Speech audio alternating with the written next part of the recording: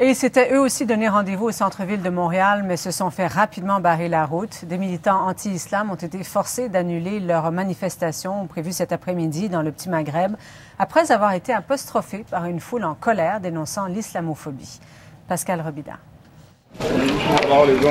La tension était palpable avant la manifestation prévue pour protester contre l'islam et l'immigration. Des centaines de personnes de tous azimuts s'étaient rassemblées pour dénoncer les propos racistes et haineux de ce courant européen.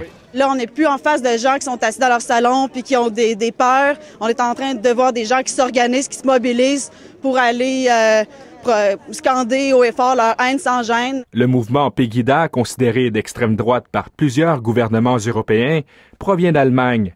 Ses partisans veulent combattre ce qu'ils appellent l'islamisation de l'Occident. Il y a 3 mois, une branche québécoise a été créée. C'est un groupe avec des idées clairement fascistes et racistes. Leur chef au Québec, quelqu'un qui appuie le Front national en France, et quelqu'un qui se décrit même comme un Vinlander, qui est un groupe néo-nazi.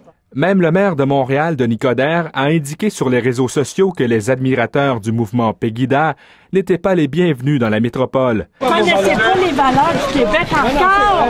D'autant plus que le rendez-vous avait été volontairement donné dans le Petit Maghreb, situé dans l'arrondissement Villeray-Saint-Michel, parc extension.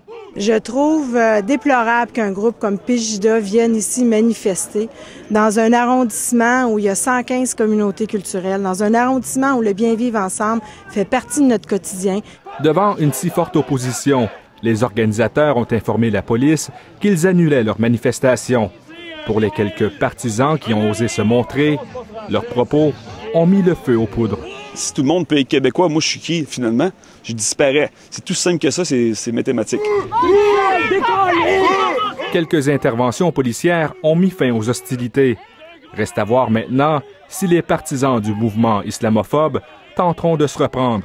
Ici Pascal Robida, Radio-Canada, Montréal.